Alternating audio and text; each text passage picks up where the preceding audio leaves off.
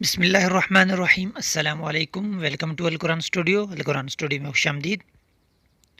دوستو، آج آپ کے ساتھ پبلک سروس کمیشن کے جو سوالات ہیں اور ان کا پیٹرن ہے، اس کے مطابق سب سے پہلے جو سبجیکٹ ہے تفسیر اور اصول تفسیر، اس کے بارے میں چند سوالات آپ سے شیئر کریں گے۔ انشاءاللہ آپ کے لیے یہ بہترین اور فائدہ مند ثابت ہوگے۔ تو چلتے ہیں اپنے سوالات کی طرف۔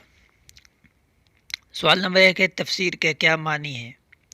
تو جواب ہے اس کا، تفسیر عربی زبان کا لفظ ہے جس کا معنی ہے کھول کر بیان کرنا۔ فسر یفسر تفسیر مطلب کھول کر اور واضح کر کے بیان کرنا تفسیر کہلاتا ہے۔ نمبر 2، قرآن پاک کی پہلی تفسیر کسے کہا جاتا ہے؟ قرآن پاک کی پہلی تفسیر جو زندہ تفسیر تھی وہ آپ صلی اللہ علیہ وآلہ وسلم کو کہا جاتا ہے، جو کہ آج بھی احادیث نبوی صلی اللہ علیہ وسلم کی صورت میں آج بھی ہمارے پاس موجود ہیں۔ اگلا سوال ہے، علم تفسیر کا موضوع کیا ہے؟ تو آپ کو پتہ ہے تفسیر میں قرآن مجید کے بارے میں وضاحت کی جاتی ہے، تو اس کا موضوع کیا ہوا؟ قرآن مجید۔ اگلا سوال ہے، تفسیر کی کتنی اقسام ہوتی ہیں؟ تو تفسیر کی 3 اقسام ہوتی ہیں۔ نمبر 1 تفسیر اشاری، نمبر 2 تفسیر بالمأثور، نمبر 3 تفسیر بالرائے۔ اگلا سوال ہے، تفسیر کے ماخذ درج کریں۔ تفسیر کے ماخذ آپ کے سامنے بیان کرتے ہیں۔ نمبر 1 قرآن، نمبر 2 سنت نبوی، نمبر 3 اقوال صحابہ، نمبر 4 اقوال تابعین۔ تو اس طرح تفسیر کے ماخذ ٹوٹل 4 ہوئے۔ سب سے پہلے قرآن مجید، دوسرا سنت نبوی، اس کے بعد اقوال صحابہ، اور اس کے بعد اقوال تابعین کہ جنہوں نے قرآن پاک کی تشریح ہمارے ساتھ پیش کی، ہمارے سامنے پیش کی۔ اگلا سوال ہے، الفوز الکبیر فی اصول التفسیر کے مصنف کا نام کیا ہے؟ اس کے مصنف کا نام شاہ ولی اللہ رحمۃ اللہ علیہ ہے۔ اگلا سوال ہے، حضرت شاہ ولی اللہ رحمۃ اللہ علیہ کے نزدیک قرآن علوم کو کتنے حصوں میں تقسیم کیا جا سکتا ہے؟ مطلب یہ ہے کہ قرآن کے جو علوم ہیں ان کو کتنے حصوں میں تقسیم کیا جا سکتا ہے؟ تو ان کو 5 حصوں میں تقسیم کیا جا سکتا ہے۔ اگلا سوال ہے، شاہ ولی اللہ رحمۃ اللہ علیہ کے بیان کردہ قرآنی علوم کس نام سے مشہور ہیں؟ تو 5 علوم ہیں، تو وہ مشہور ہیں علوم خمسہ کے نام سے۔ خمسہ کا معنی ہے 5، علوم علم کی جمع، علوم خمسہ یعنی 5 علم۔ اگلا سوال ہے، علم مخاصمہ سے کیا مراد ہے؟ تو علم مخاصمہ سے مراد ہے کہ گمراہ فرقوں سے مراد یہود، نصارہ، مشرکین، منافقین، تو ان گمراہ فرقوں سے بحث و مباحثہ کا علم شاہ ولی اللہ رحمۃ اللہ علیہ کے نزدیک علم مخاصمہ کہلاتا ہے۔ ٹھیک ہے، علم مخاصمہ سے مراد گمراہ فرقوں سے بحث و مباحثہ کا جو علم ہے وہ علم مخاصمہ کہلاتا ہے۔ اگلا سوال ہے، علم الاحکام کس علم کو کہا جاتا ہے؟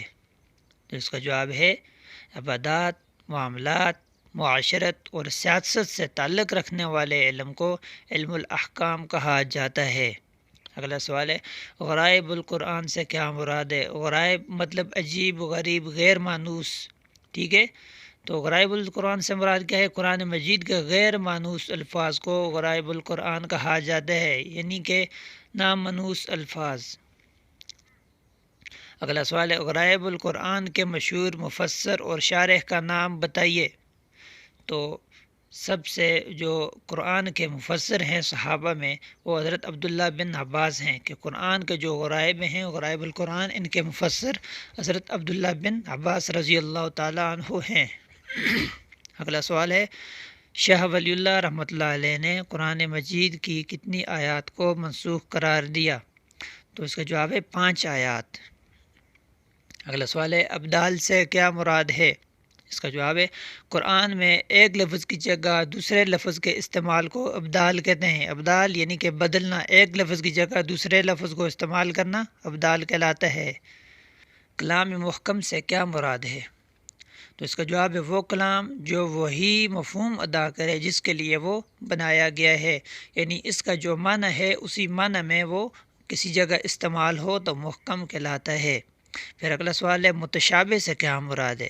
تو متشابہ یعنی کہ جس میں بندے کو متشابہ لگے، کوئی بندے کو تھوڑی سی پریشانی محسوس ہو، بندہ کہے کہ کون سے اس کا معنی درست ہے اور کون سا معنی نہیں ہے، تو اس کا کیا جواب ہے؟ جس کلام کے ایک سے زیادہ معنی ممکن ہو اسے متشابہ کہتے ہیں، کہ بندہ تھوڑا سا ہچکچا جاتا ہے کہ کون سا معنی اس کا یہاں پر لیا جائے گا۔